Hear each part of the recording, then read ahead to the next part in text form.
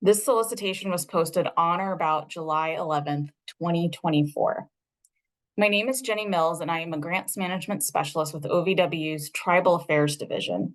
Today, I will be reviewing information about this new special initiative focused on providing flexible financial assistance to victims of domestic violence, dating violence, sexual assault, stalking, and sex trafficking. My colleague, Samantha Jakevich, is joining me today to monitor the chat and question box. We will answer questions at the end of this webinar. It is recommended that you have the solicitation with you as you view this pre-application information session. This session will highlight key points related to the solicitation. All applicants are responsible for reading the solicitation and the OVW Fiscal Year 2024 Solicitation Companion Guide to ensure that a complete application is submitted. This webinar is being recorded so that it can be placed on our website so that people that were unable to attend today can review the recording as they work on their solicitation, as they work on their application.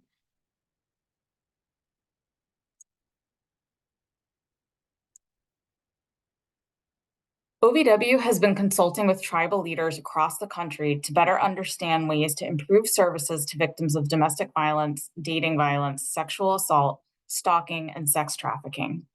Tribal leaders have frequently cited a need to provide flexible financial assistance to victims to assist them in gaining safety, independence, and financial stability. Building upon OVW's consultation with tribal leaders, OVW's Tribal Affairs Division held a series of listening sessions around the country in 2023. These listening sessions provided an opportunity for tribal victim service providers and tribal coalition staff to provide input on a range of topics related to flexible financial assistance, including the types of assistance they would want to provide, barriers to providing the assistance, and what sort of training or technical assistance needs they had in relation to developing and implementing a flexible financial assistance program.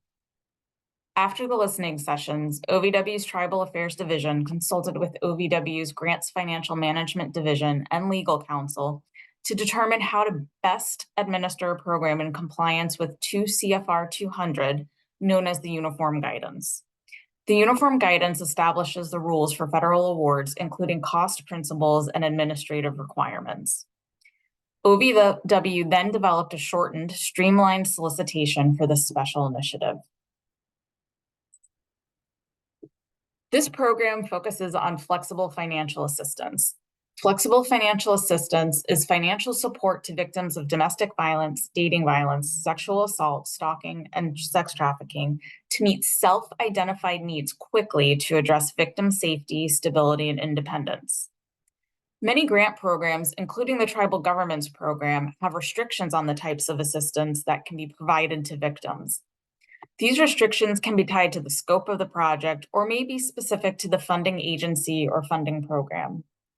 OVW's Grants to Tribal Governments Victim Service Providers for Financial Assistance to Victims of Sexual Assault and Domestic Violence Special Initiative will provide wider latitude to grantees to provide a wider range of financial assistance than they may be able to provide under their Tribal Governments Program award.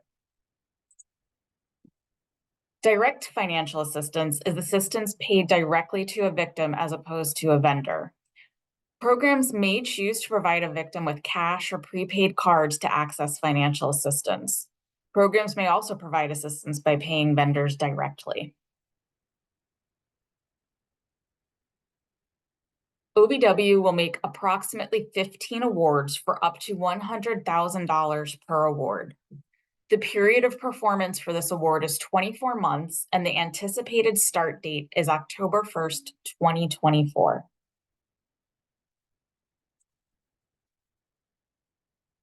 This solicitation was posted in early July.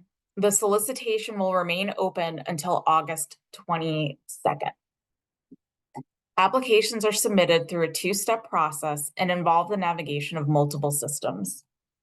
The first part of the submission process is to submit the SF-424 and SF-LLL in grants.gov by 11:59 p.m. Eastern Time on August 20th, 2024.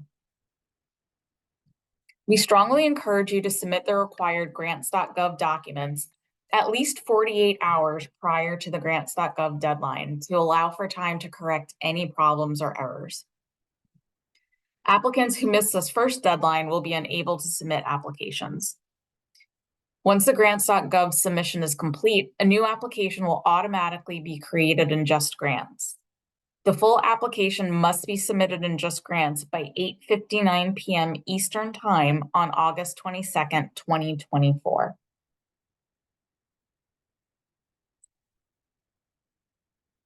This special initiative has one purpose area. Funds under this program must be used to provide victims of domestic violence, dating violence, sexual assault, stalking, and sex trafficking with flexible financial assistance. This assistance should be related to one or more of the following needs discussed on the next slide. On page 5 of the solicitation, we've listed examples of types of financial assistance that have been requested in the past. Under this program, funds can be used to support a wide range of assistance critical to victims achieving safety, independence, and financial stability. Examples of costs that could be considered under this program are assistance with housing-related expenses, such as rent, utilities, moving costs, etc. Technology needs could encompass phones, phone cards, internet access, or computer access. Education costs could include fees to attend professional development training or job training. Textbooks and school supplies would also be allowable. Debt assistance is also an allowable expense. However, it is capped at no more than 10% of the total budget. That means that only up to $10,000 can be used towards debt assistance for the entire program. The debt assistance should be tied to victim safety and stability.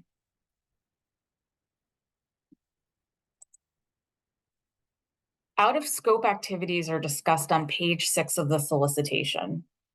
Research projects are unallowable under this program. Outreach and education activities are also unallowable under this program. Direct victim services are also restricted under this award.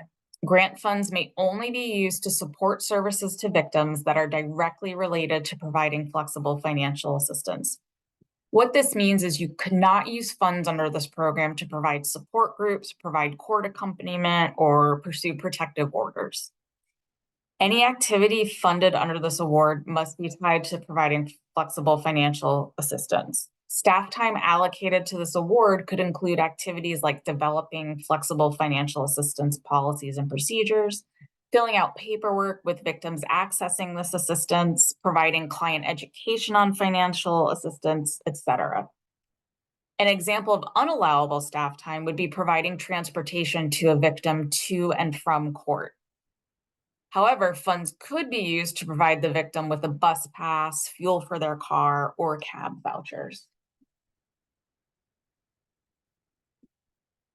On page 7 of the solicitation, program requirements are laid out. Grantees must participate in OVW-sponsored training and technical assistance. They must submit performance reports, and they must develop a financial assistance policy and procedure for the distribution of direct financial assistance to victims. For programs choosing to pay victims directly with cash or prepaid cards, it will be critical that they develop policy and procedure for how they will implement this activity. Now let's talk about eligibility. Eligibility for this special initiative is limited to applicants with an active Tribal Governments Program award. This means you must have a current Tribal Governments Program award and are actively working towards completing your goals and objectives. Applicants without an active award will not be considered. As you consider applying for this award, please make sure you have a current active award under OVW's Tribal Governments Program. For more information on OVW's Tribal Governments Program, please go to www.justice.gov/OVW/tribal-governments-program.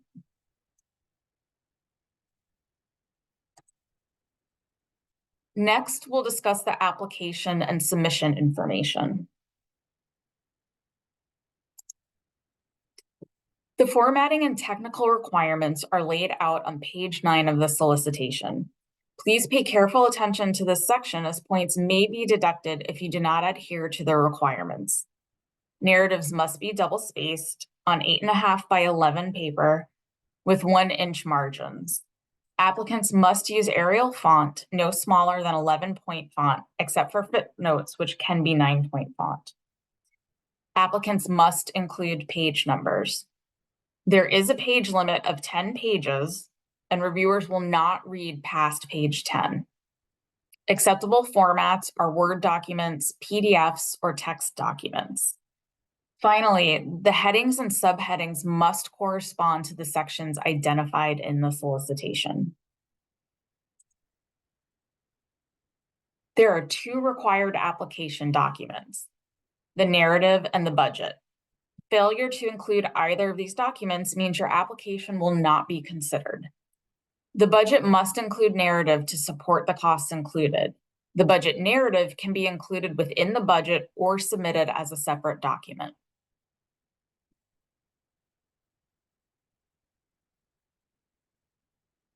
The proposal narrative cannot exceed 10 pages. It should be double-spaced except for tables and will be uploaded as an attachment in JustGrants. The proposal narrative should include the 3 required sections listed on pages 11 and 12 of the solicitation. The purpose of the proposal section is worth 15 points. This section tells us about the status of flexible financial assistance in the applicant's community, including whether flexible financial assistance is available and identifying gaps in how it is provided. This section also requires applicants to briefly describe what other services they provide to victims and survivors of domestic violence, dating violence, sexual assault, stalking, and sex trafficking. Applicants are limited to 10 pages for their narrative. This section is only worth 15 points, so applicants are expected to be brief in their responses, but provide enough detail to answer the question being asked. The what will be done section is worth 45 points. Applicants should discuss the project goals and activities in detail. Applicants should carefully review all 4 items that are listed and address each of them. Applicants must describe how they will implement their program, including discussion of the steps needed to develop the program and what the program requirements will look like.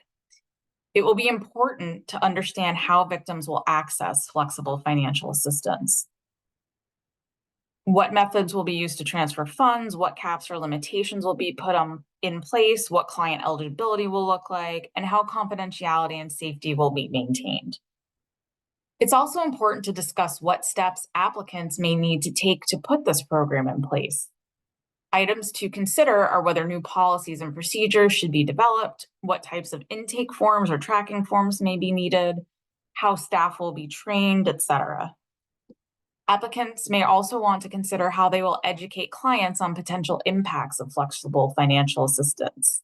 Some forms of assistance may be treated as income and could impact eligibility for other benefits. The who will implement section is worth 25 points. This section tells us about your organization and any partner's capacity and expertise to accomplish the activities identified in the what will be done section. It is important to clearly demonstrate your or your partner's experience providing flexible financial assistance. It is also important to discuss existing internal controls and mechanisms for tracking the distribution of these funds.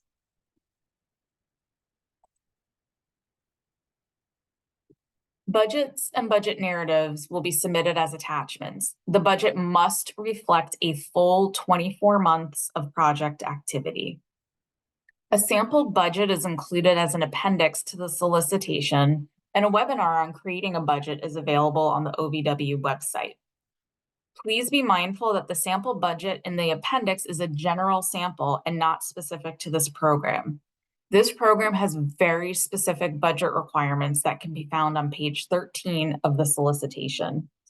These requirements include caps on certain forms of assistance and a cap on the amount of personnel and fringe that can be allocated to this project. Budget should include the required OVW training and technical assistance set aside.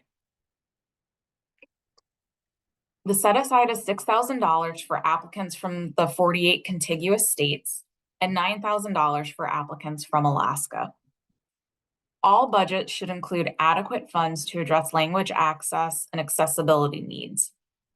If you have other resources to cover the costs of these services, please note that in your budget.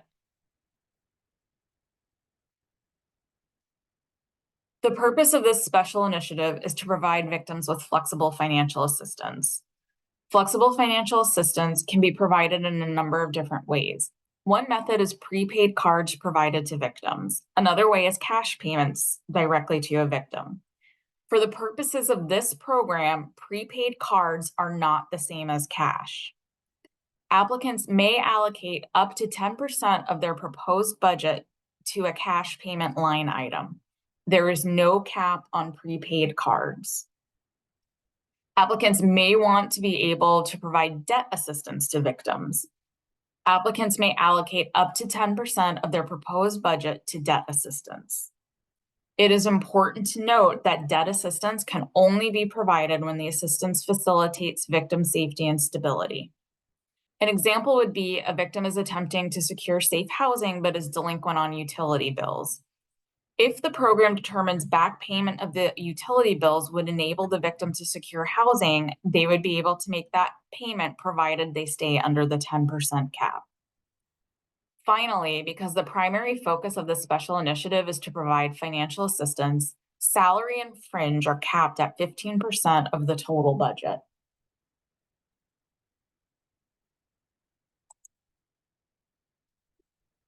In the next couple of slides, we are going to focus on aspects of your application that relate to the documents that our financial team, the Grants Financial Management Division, or GFMD, reviews. More specifically, we'll discuss some items that GFMD has identified from prior year's applications that could help with expediting our review process.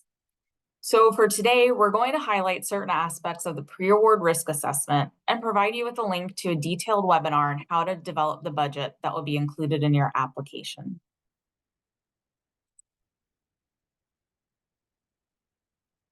First, we'll highlight the items identified in the summary data sheet, which is completed by all applicants. Specifically, two items that we would like to discuss are the single audit response and the IRS three-step safe harbor procedure. OVW requests that all applicants provide a statement as to whether they have expended $750,000 or more in federal funds during their last fiscal year. If they have, then they indicate that and also specify the end date of their last fiscal year. However, GFMD is finding that applicants do not always include all of this information. Please ensure that this question is answered in its entirety on the summary data sheet, question number 3. Another item that we'd like to highlight from the solicitation is specifically for nonprofit organizations. If you use the IRS three-step safe harbor procedure to determine your executive's compensation, you are required to provide a disclosure letter. Please refer to the solicitation for further details and a link to a sample letter. Note that there are 4 required parts of this disclosure letter. The sample letter provided outlines all 4 parts of the disclosure, so please be sure to follow the sample and provide a response to each of the 4 pieces. The next item that we'd like to discuss is the pre-award risk assessment questions, which assists GFMD during their pre-award risk assessment review for all applications.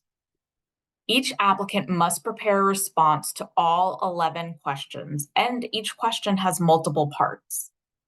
We've noticed from prior years that applicants do not always fully answer all parts of the questions, which in turn requires GFMD to reach out to the applicant, and which may delay funding decisions. Some of the most common issues that we've encountered have been, for example, question number 2, where the applicant indicates that they do indeed have internal policies, but they don't provide a brief list of topics covered in the policies and procedures. On question number 3, some applicants fail to provide a brief summary of the organization's process for tracking expenditures, and more specifically, whether or not it tracks budgeted versus actual expenditures. These are just a few examples, but in general, please make sure that you read each piece of each question and provide a full and comprehensive response. The next slides will highlight some resources that are available as you're creating the budget to be submitted with your application. Over the last couple of years, GFMD has developed a detailed webinar presentation on how to develop a budget to be submitted with OVW applications. This presentation addresses some of the challenges that you may face with your budgets and provides some insight on OVW's budget review process. This webinar can be found at the link on this slide. Next up is the uniform guidance, which can be found at 2 CFR 200. Use your favorite search engine for this one. Other resources include the DOJ financial guide and the solicitation itself. We know this can be a lot of information to process, so if you have any questions about the GFMD information discussed, please feel free to contact the GFMD Help Desk at 888-514-8556 or by email at ovw.gfmd@usdoj.gov. Finally, we're going to discuss how to apply and some tips for applying. Please ensure you are registered in sam.gov, grants.gov, and JustGrants, and all accounts are active by August 1st. The deadline to complete the first step of the process in grants.gov is August 20th. Step 1 involves the submission of 2 standard forms for federal funding. These are the SF-424, which is the application for federal assistance, and SF-LLL, which is the disclosure of lobbying activities. After submitting these forms, the applicant will receive an email notification from JustGrants to complete the rest of the application in JustGrants. The full application must be submitted in JustGrants by August 22nd, 2024. Applicants will complete the proposal abstract, summary data sheet, pre-award risk assessment, and applicant questionnaire in JustGrants. The proposal abstract is entered into a text box within the application module in JustGrants. An optional template for the proposal abstract is included on page 10 of the solicitation and can be cut and pasted into the text box in JustGrants. If you choose not to use the template, remember the proposal abstract can be brief. The summary data sheet, pre-award risk assessment, and applicant questionnaires are also built into the application module in JustGrants. You'll be able to click on the names in JustGrants to access and complete each of these items. The questions are also included in the appendices of the solicitation. These items are not scored, and for more information, please review page 10 of the solicitation. The proposal narrative and budget will be uploaded as attachments in JustGrants. There are some additional required documents that must be submitted with the application. A sample template for the letter of non-supplanting and the confidentiality notice form can be found on OVW's website under resources for applicants. The other forms listed on the slide are built into JustGrants and will be included in the application package. Please note there is a helpful checklist located on pages 22 and 23 of the solicitation that you can use to track the required documents. Applicants experiencing JustGrants technical issues should ensure that they are continuing to develop the proposal while they are working with the OVW JustGrants support desk to address any issues. Applicants must follow the solicitation guidance regarding technical difficulties. Instructions must be followed to the letter. Be sure to keep documentation that you did follow the guidance. This will enable you to submit a full proposal by the deadline using an alternate method, only if necessary. OVW will take the necessary steps to ensure that applicants are able to submit their applications on time and will update our submission guidance as necessary and as the due date nears. Some steps, such as registering with the System for Award Management or grants.gov, may take several days or even weeks to complete. There's no way to speed up these registration processes. Therefore, we recommend that applicants confirm their registrations are current or begin their registration as soon as possible, but no later than the dates suggested in the solicitation. It is the responsibility of the applicant to ensure that they are properly registered with SAM.gov, grants.gov, and JustGrants. Here are some common application challenges. Not reading the solicitation to understand eligibility or program requirements. Make sure you meet all solicitation requirements before you spend valuable time completing the application. Not allowing enough time to complete registration or activate accounts in grants.gov, SAM.gov, and JustGrants. Start this process early to mitigate problems before the time of submission and ensure that all accounts are active by August 1st. Ignoring formatting requirements. Pay attention to page limits. Remember to use the headings and subheadings from the solicitation and the narrative. Failing to submit a 24-month budget. This solicitation requires a 24-month project and budget.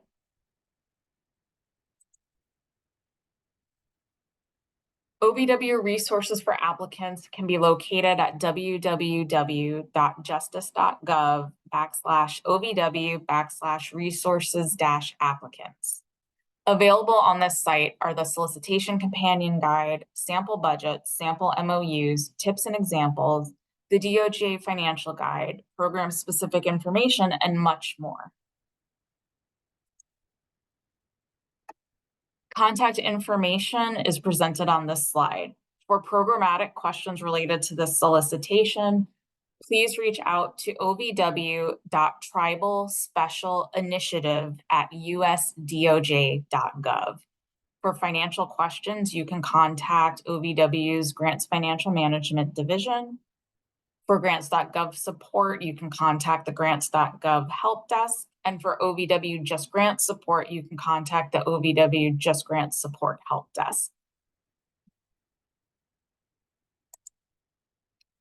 And now we'll turn it over to you if you have any questions that you would like to ask.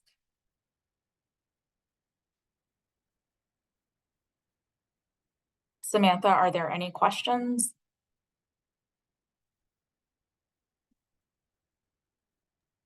No, not at this time.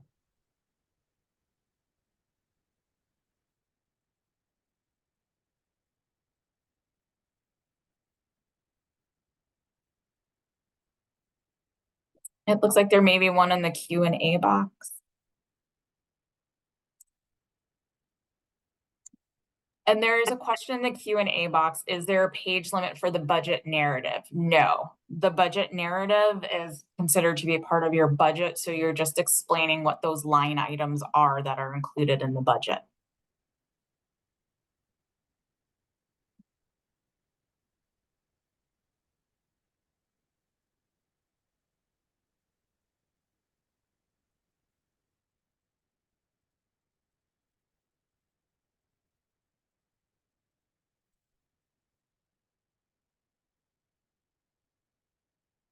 Are there any additional questions?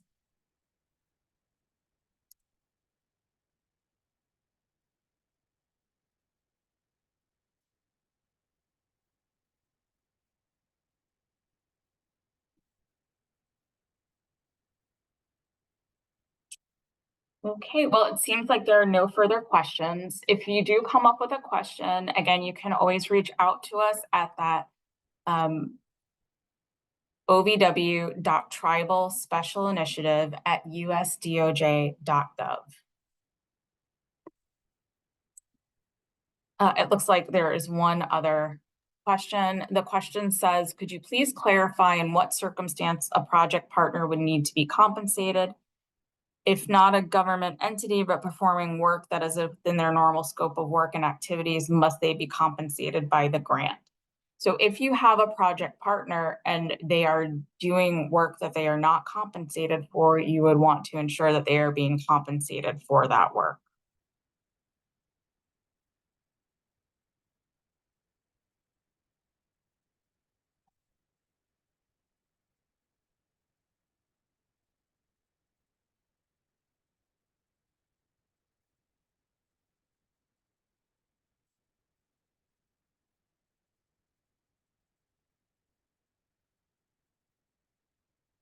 Looks like there are no further questions. So thank you for joining us today. This webinar will be posted on our website shortly. It will also include the slides and a transcript of this presentation. Thank you so much and have a great rest of your day.